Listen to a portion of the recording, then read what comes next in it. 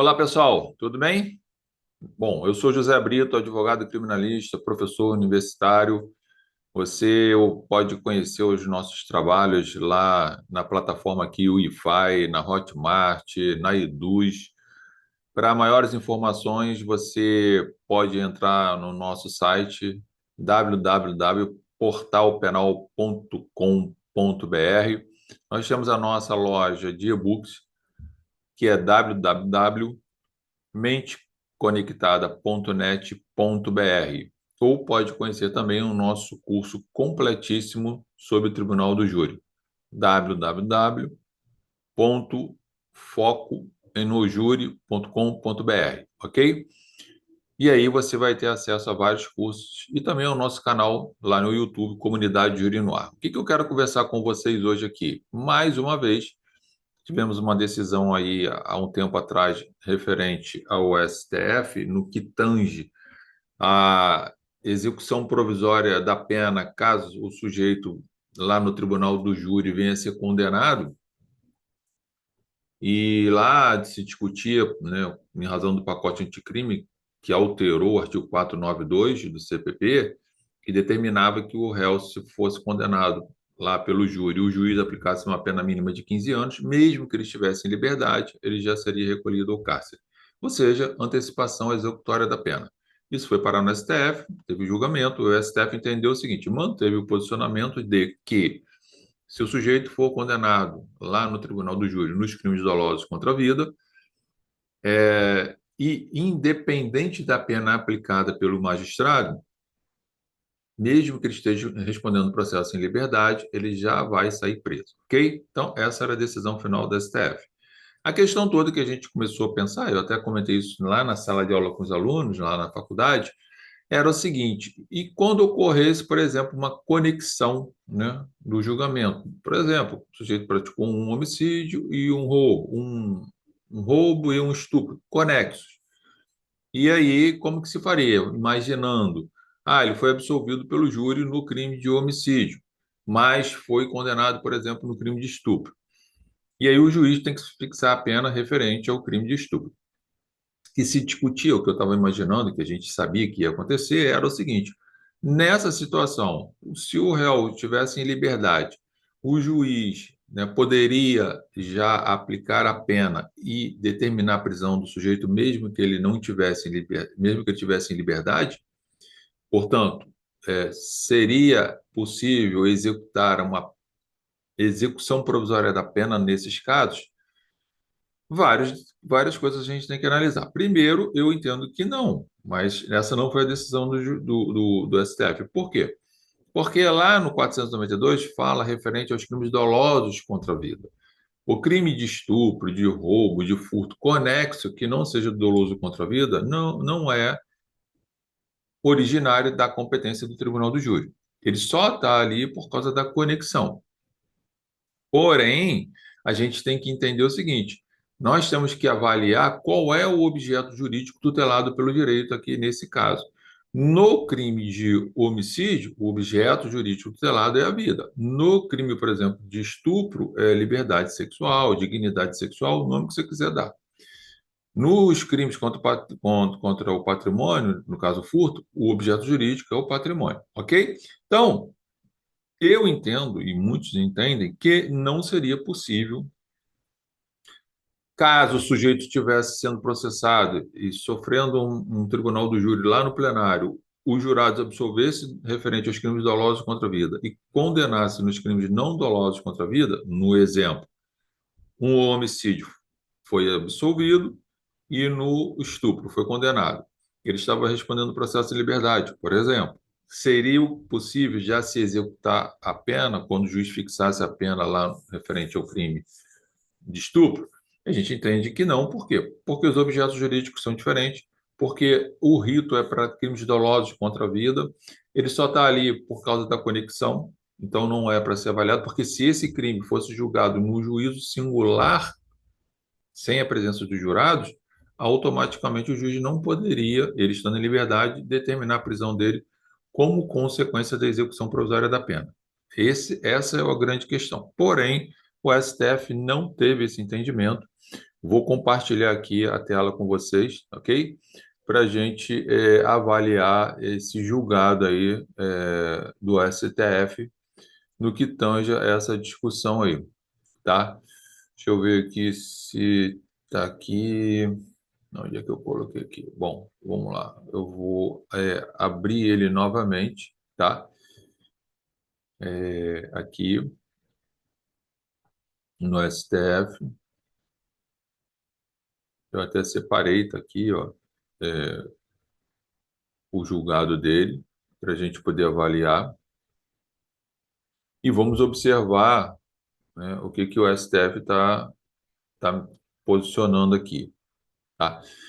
Então, está o julgado aqui do STF. Ó, estou hoje aqui falando exatamente, foi julgado foi no dia 17/12, e está lá. STF mantém cumprimento imediato de pena de condenado pelo Tribunal do Júri por estupro. Então, aqui foi o caso de, por exemplo, da situação que eu passei anteriormente. Houve uma conexão. Então, vamos lá.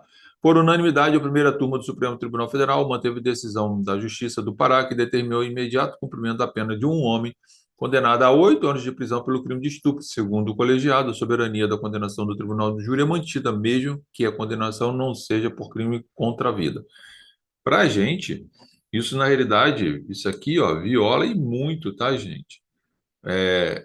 A presunção de inocência, o princípio da legalidade e tudo mais. Porque o objetivo aqui da lei, né, era para os crimes dolosos contra a vida. Esse sujeito só estava ali respondendo pelo crime na modalidade da conexão. E o 492 está inserido no capítulo do Tribunal do Júri. Tanto é que se esse sujeito tivesse sido processado somente pelo crime de estupro, portanto, viesse ser condenado com a sentença de um juiz singular, ou seja, aquele que julga os crimes não dolosos contra a vida, o juiz não poderia determinar a execução provisória da pena. Então, vai ficar uma coisa totalmente desconexa e uma instabilidade jurídica, além de ferir o princípio da presunção de inocência e da legalidade. Continuando a leitura. No caso examinado pelo colegiado, o homem foi denunciado por tentativa de homicídio e estupro em Dom Eliseu. Submetido ao julgamento, o júri absolveu a tentativa de homicídio, mas o condenou por estupro, o que levou o juiz-presidente a determinar o cumprimento imediato da pena. Na reclamação 74.118, a Defensoria Pública do Pará sustentava que, como foi absolvido da acusação do crime contra a vida, o réu deveria ter o direito de recorrer em liberdade, como ocorreria se o julgamento pelo crime de estupro tivesse sido pelo juiz da vara criminal e não pelo júri. Segundo a Defensoria, a decisão teria desrespeitado o entendimento do STF de que a pena só deve começar a ser cumprida depois de encerrada a possibilidade do recurso, ou seja, o trânsito em julgado, presunção de inocência, é o que a gente está falando. Para a ministra Carmen Lúcia, relatora, a decisão da Justiça do Pará não viola a presunção de inocência, pois segue o entendimento pacificado do STF que a soberania dos vereditos do Tribunal do Júri autoriza a execução imediata da condenação imposta pelo corpo dos jurados, independentemente do total da pena. E aí ela cita o tema 1068 de repercussão geral. Só que esse tema repercussão geral de 1068 fazia menção aos crimes dolosos contra a vida. O estupro não é doloso contra a vida. O meu questionamento aqui é só quanto à questão da legalidade, ok? Entendo que não poderia ser, né, executada essa pena provisoriamente pelo princípio da legalidade. Se quiser, então que o legislador venha e crie a lei e determine que essa execução passe a valer. Aí vai se discutir, né, a presunção de inocência e tudo mais. Mas aqui parece que o argumento é mais um argumento com o objetivo de ter que oferecer um argumento do que ter legitimidade desse argumento para que isso possa, né, realmente ser efetivado de forma justa. Para mim, não é justo, ok? Mas você tem todo o entendimento que você quiser aí. Por que que não é justo, Zé Carlos? Porque os objetos jurídicos são diferentes, porque a determinação lá do tema 1068 é o crime doloso contra a vida, o estupro não é, porque o 492 do CPP, que menciona essa possibilidade pelo pacote anticrime, está inserido no capítulo do Tribunal do Júri, tanto é que é um rito de um procedimento especial, Então, por todos esses fundamentos que eu estou apresentando, esses argumentos, eu sou contra essa decisão. Mas o que vai prevalecer e o que está prevalecendo hoje é o quê? E nesses casos, o sujeito vai ser preso. E o que vai acontecer, que eu venho falando em aulas anteriores? Vai começar a ter vários julgamentos no tribunal do júri, que o réu não vai comparecer, porque ele vai estar com medo, por exemplo, em liberdade, de sair de lá condenado, sem trânsito em julgado, já sair preso. Ela salientou, continua agora a leitura, ela salientou que a partir do momento que foi fixada a competência do júri para julgar o caso em razão da tentativa de feminicídio, não importa o crime pelo qual se deu a condenação.